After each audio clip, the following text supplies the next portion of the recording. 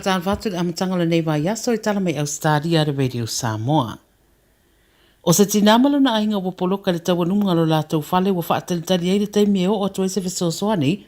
wa ia whaamatala le autu stala le tūranga na eisi o lātou ainga I no longa I le pitonu o Lismo I New South Wales e le so.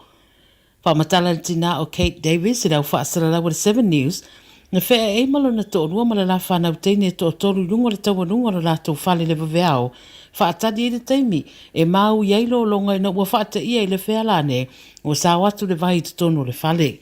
E ono I tū rao whaatadi pesi a inga Mosef Sosoani ma whai mai le tina, o alawa mea sa mawhai na apa ia I tau Fesosoani ai le teimi lea, au whaatadi tari Mosef Sosoani sa whaapea fōi o na whaia, ma o nisi fo yo ainga I le whae tūrawa leo Lesmoa e whaape nā fo I le tūranga o loo iai. O loo whaawau pēr winga lo wao le tau I se tete o New South Wales ma Queenslandi au le mori mau le tina lea a whai atu e pa ua tiri nisi timunga te tele e mauti noa ua yeitanga te tāwhewhea. Ma nisi a tau ma whai manosi e au mo le whaasau ina o soifua ma o le mori mau le tina o se tūranga whaafefe tangata. O loo whaatari pēr mo le taunu wato Fesosoani a o lunga o le social media lea whaatara noa nei e au whaasararau ma le tūlanga o loo iai nei a inga mai lo longa I Ausetalia. E to tasiri tangata o riputia mai wa madiu ma le isi to a fito o loo matua ia a fia I se isi tu ai ngā vairusi fau e whea vea I namu ma ua mātawina peresi I tia o tangata e a fia I tu I saute I sa sae o Ausetalia. O le whaamataranga ma le soifua maroroina I Ausetalia I saute, wa whaelo ai o le tu ai ngā tau le nei o le lanina, o loo iei nei, wa whaatupula iai le awanoa e lamati ai I whaamai e whea vea I namu, e meise le tu I saute o Ausetalia.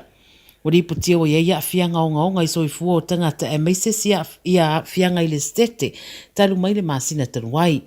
Na o miai o na ave tangata I le wharemai, ia lea lai au whiai ma le tangata e to tasi wa li putia mai wa mariu. To a whai se o loo iai pēr I wharamai, wha mai le APC o nai vai aso o tōna I atu sa mai tau inai le Cockabera virus I le whae tua Riverland, ma o loo whetau ina fo ima le vairusi mai Japani le encephalitis virus, le maua I mei tua o loi New South Wales Victoria ma Queenslandi, a o iai fo isi vairusi e maua I solo whanua I New South Wales le Kunchin variant. Whai mai o aunga o le encephalitis e au fiai le mautonu, confuse, ti ngā le ulu, ti ngā le ua, wha maalili, I wā, ma pei e oso wha fuose I le tete le tino.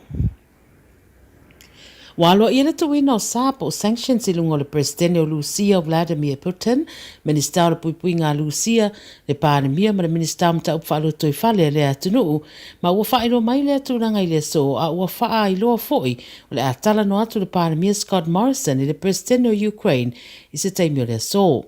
O sa ia wa tuina I lunga o le taitai o Lucia e Ausetalia, ma isi ana vai ngā ausinia, o ni sa wa whaapopo atu I isi fo I sanctions Samoa I tuina, lea nā ngā isa o lawa I whare tupe Lucia.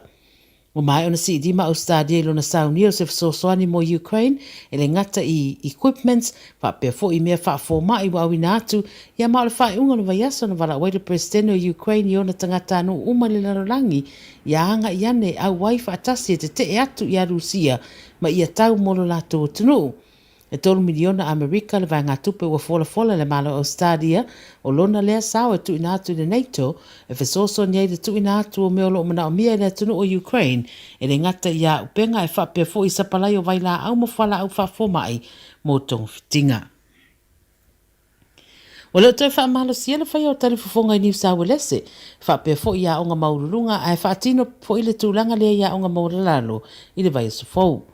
Whai mene minister wa onga le ripote le SPS o le fuafuanga le nei, ua tadia le lei a onga uma ma community I a onga. O le so foi wa amata wha mamalu wai nisi o whainga I rapid antigen test I a onga, ma o le whaia I a le whirangalo mai mātua, ma o le tūlanga e pei o na iai, ia ua whaeloa ua tuwha atu ta I walu I a rat kits a le tangata e awe fua ilo na ainga au no masatutongi.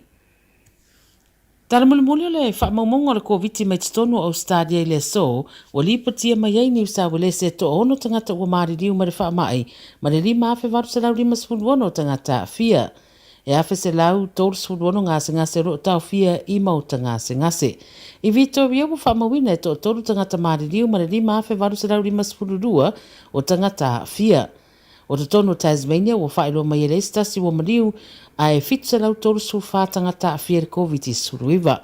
Sa furtasi ngase o COVID o loo iai matau fia i whanamai. I le ACT ua whaamawina e toa tasi tangata mariu ma le on fase lau ona sulfa o tangata a fia. Queensland e tolu afe tolu se lau sefururua tangata a fia i le COVID ma le tangata e toa tasi ua mariu. Wa atore tolu se lau sefurtasi o ngase whaata otoria i whanamai ma le rua sefururimo ngase i le ICU. Tala na le video Samoa mo la matangalo nei vai aso.